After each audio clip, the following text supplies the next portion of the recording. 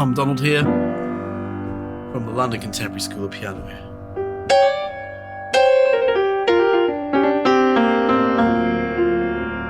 And today we're going to talk about the blues.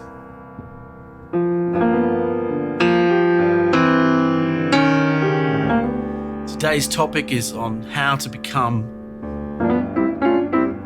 a better blues pianist.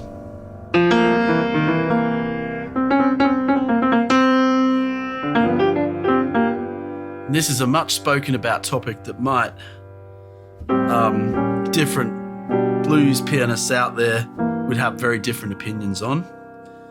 So I'm really going to cover one very core concept or two core concepts with this, which I'm sure a lot of blues experts would agree with me, because I know I wouldn't regard myself as a blues professor or anything, but I would say that in my years of playing blues, there's two things I've learned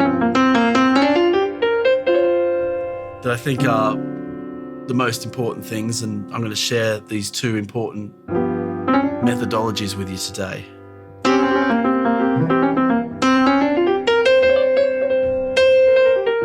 And the first one, this first methodology, dates back to a blues gig I did years ago at a jam session. I was in my early 20s. I didn't have a clue what I was doing. Didn't have a plan, didn't really know what was going on. I just turned up to the jam session in London at a blues bar. Sort of famous blues bar on Kingly Street called Ain't Nothing But the Blues. Legendary venue. I showed up with a little keyboard and joined the jam session. Was playing along and riffing on a solo. And the guitarist, who was a bit of the boss of the jam session, pulled me aside and grabbed me off the stage. He said, "Get off the stage, I need to talk to you."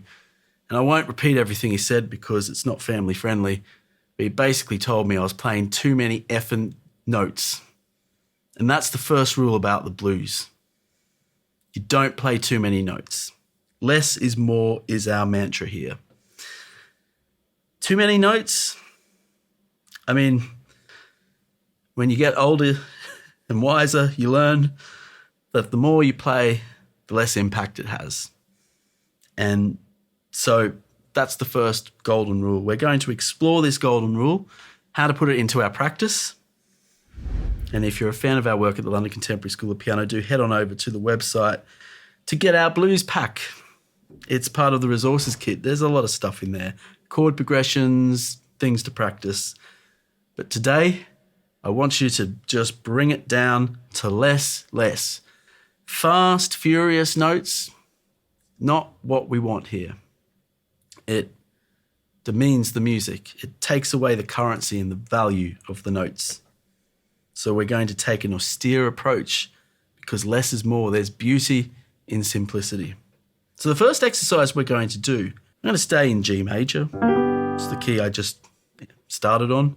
I'm going to play a 12-bar blues. I'm going to put some chords in the left hand. Doesn't really matter what I'm doing in the left hand. I want to talk about the soloing here. I'm going to solo just with a G minor blues scale. But I'm actually going to appreciate this scale. I'm going to pay this scale some respect. Now, that's not paying the scale respect. And we've all been guilty of it. I've been guilty of it many times. I didn't learn my lesson overnight. A guy could have sworn a few more things at me, and maybe I would have listened. Maybe I needed even a more tougher approach. But we're going to build the scale up slowly. You have to earn the right to go fast. No one has the right to just go fast without earning it. There are some fast blues players that shred, but they've earned it. The ones that do it well anyway. We're going to start just with the first two notes of the blues scale. The minor blues scale in this case is a minor third interval. You should be able to build a solo just on those two notes. If you can't, you're not playing the blues, because the blues is about, you've got to bring as much resourcefulness to the table as you can. You have to bring as much creativity to the table as you can. You've got to bring variety in your tone and in your intention. What can you do with two notes that brings emotion and intention? And if those two notes are too boring for you, well, then you're tempting yourself to do more and you're not appreciating just the first two notes. So we've got to earn the right to play that third note, but we're only going to play two notes. We're going to start with a solo with just two notes. You can play along with me.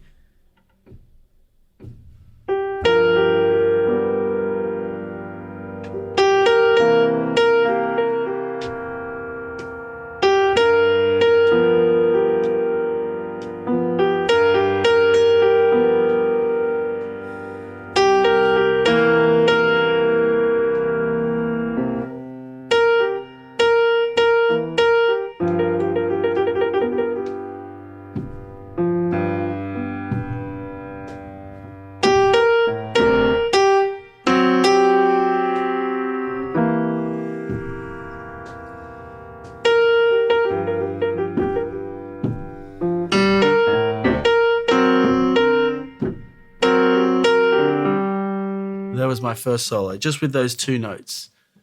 And I had to find other ways to make music out of that. I couldn't just be transactional. So it forced me to feel the music, to play with emotion, to not be transactional. So I only got those two notes. So I'm transactional. I can't possibly do anything interesting.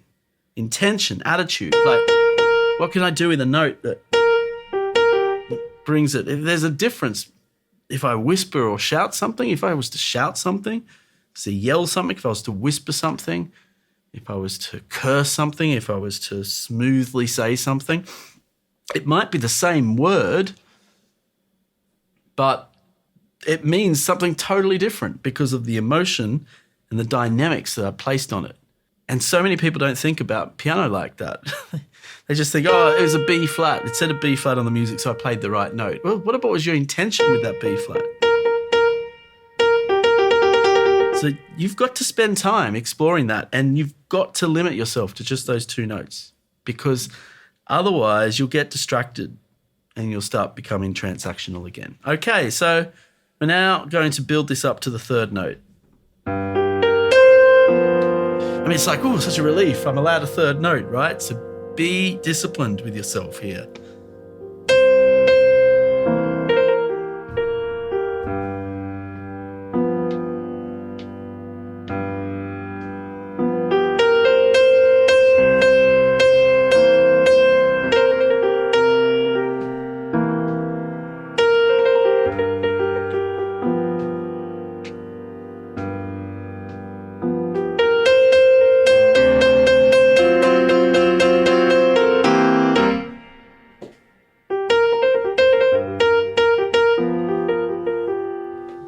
No complicated theory there at all, just note by note. Some of you could probably spend a week doing that, a month doing that, because there's just too much excess is built into your playing, from playing blues for years and just starting to blab on. We call it the blues detox. So if you need a blues detox and you've identified yourself as be honest, put it in the comments. Say, yeah, I'm taking a blues detox. I'm going to stop playing all this nonsense in my right hand. I'm going to stop noodling around. You know, not just pianists are not just guilty, guitarists are as well. So if you play guitar, you could be a noodler. There's a very high chance. I've been in guitar shops, noodle, but you know, they're trying out different instruments and pick this guitar up, and there's all these riffs, but there's never a sense of a song from a beginning to an end, right? So we're all guilty of it, right? Guilty pleasures. Instant gratification, but the detox of those notes, just going back, stripping it down to that minor third interval in the fourth.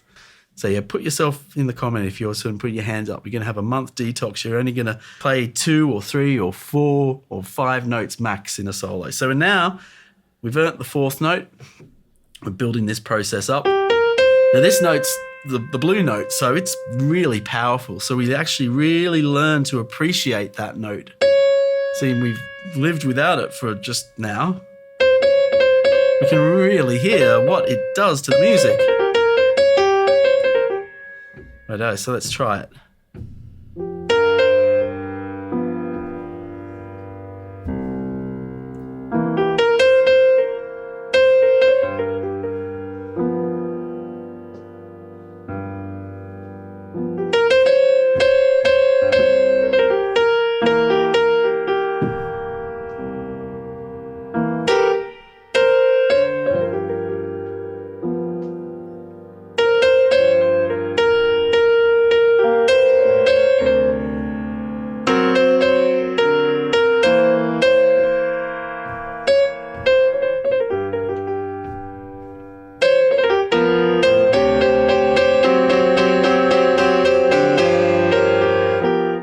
Now we're on 4 notes. There's actually so much musical color available to you.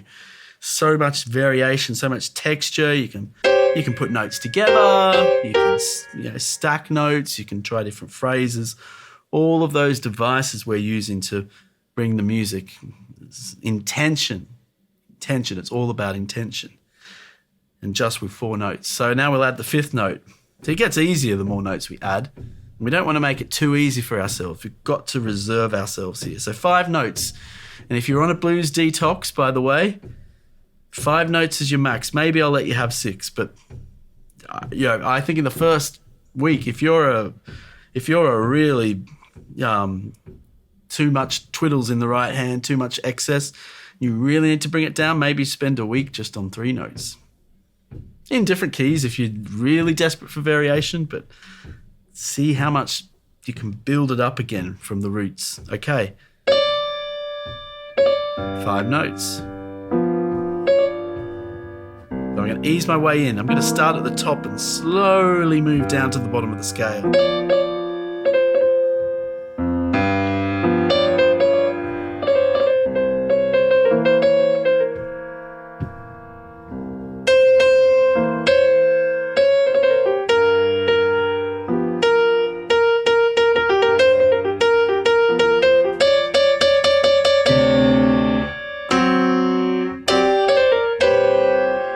Yes.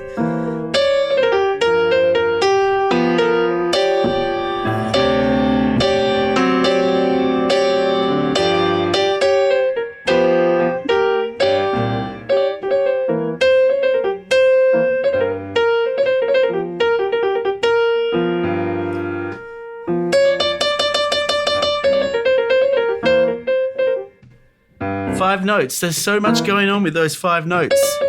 Have you ever appreciated the detail and the dynamics between those 5 notes? In fact, I'm playing too much right now. I'm already getting excessive just with those 5 notes. Then we've got the 6th note. So let's handle with care. We've got the whole scale now. Let's handle it with absolute care. Maybe we can get this scale and put it into 2 positions. And then this position. And maybe I'll use the blue note very sparingly. I'll pay it more respect because it's very powerful, that note. So why do I need to just throw it on like a careless chef throwing on too much, sauce over the dish? Like, balance things out a little bit. Use that note with care. So that's the blue note. So we're going to use that note for its power. Use it to enhance the music, not just use it because it's there. A couple of things now to think about. Now we've got the whole octave there. It's just a G minor blues. Let's go for it.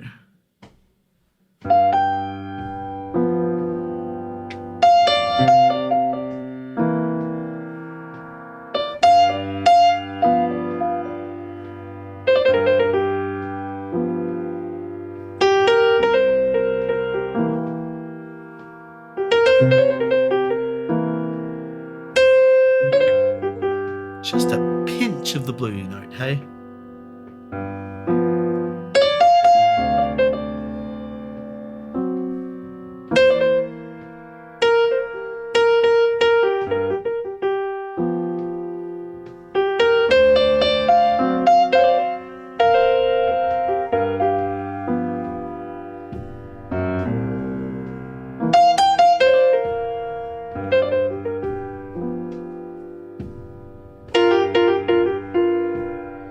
So on to lesson 2 from this saga.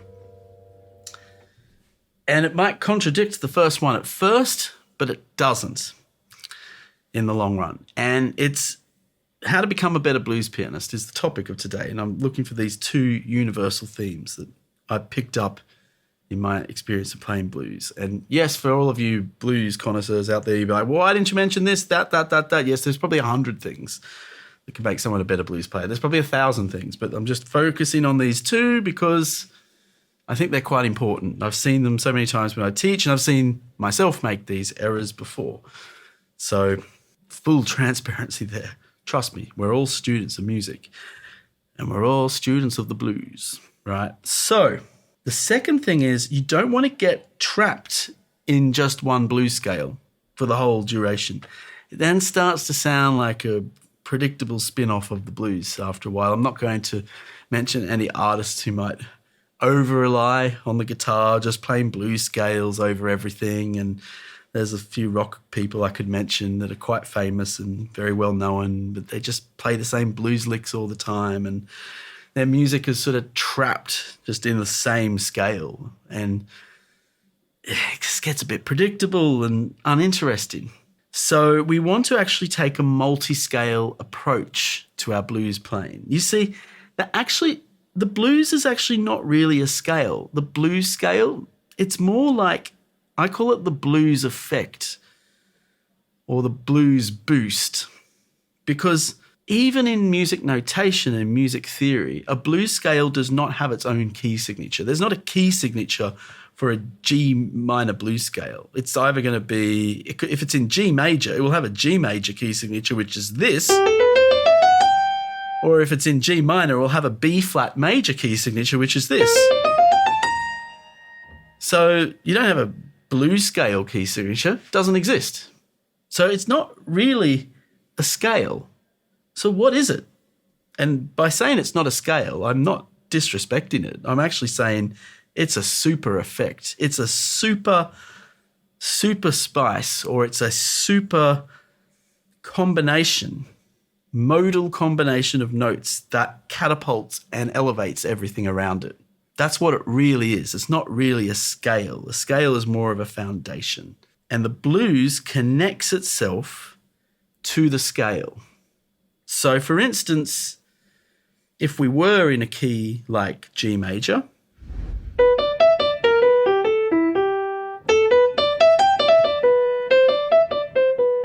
I can make little licks up like that, G major licks, and I can connect the minor blues scale to that in integration. And when you integrate the native scale and the blues scale, as an example, there are other examples, but when you take a multi-scale, multi-layered approach, you're going to become a far more interesting blues player. You'll be able to go places like this.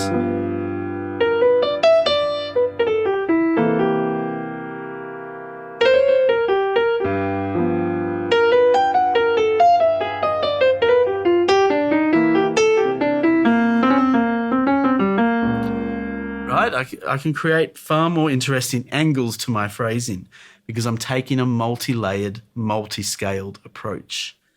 However, the only criticism I had for that was it could become quite noodly and I could violate rule number 1. So now I'm going to be very austere in my approach, but take that multi-layered approach. So I'm going to have all these different scale options available to me. I could play G major, but I don't want to get too G majorish, or otherwise it's going to sound like this, which is not very bluesy at all. It's a bit more classical. We're not playing Mozart today, I can tell you that. But at the same time, I'm not going to trap myself in this. And I can use some other scales like Mixolydian, which is a good halfway house, because the Mixolydian is a major scale with a flattened 7th. So there is your halfway house. G Mixolydian, just play major, flatten the 7th. Take away that major 7th, flatten it instead. And G pentatonic, G major pentatonic, I remove the 7th and the 4th note. That's going to work really nice with my minor blues. So I've got now some multi-layered scales that I can play in combination, but I'm not going to play very much. That's my challenge. And that's what we're going to play out on for this video.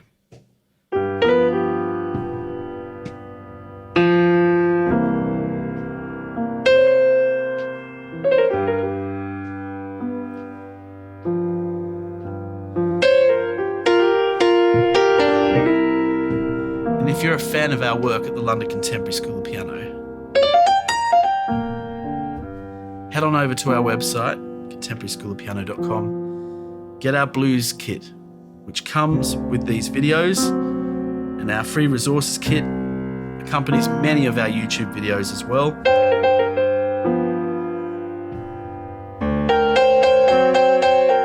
But for the time being, we're going to play ourselves out now.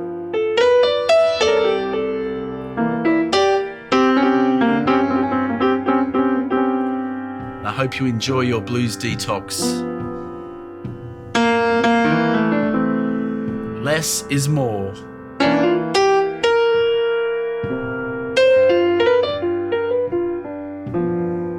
And with less, you can bring far more creativity to your playing.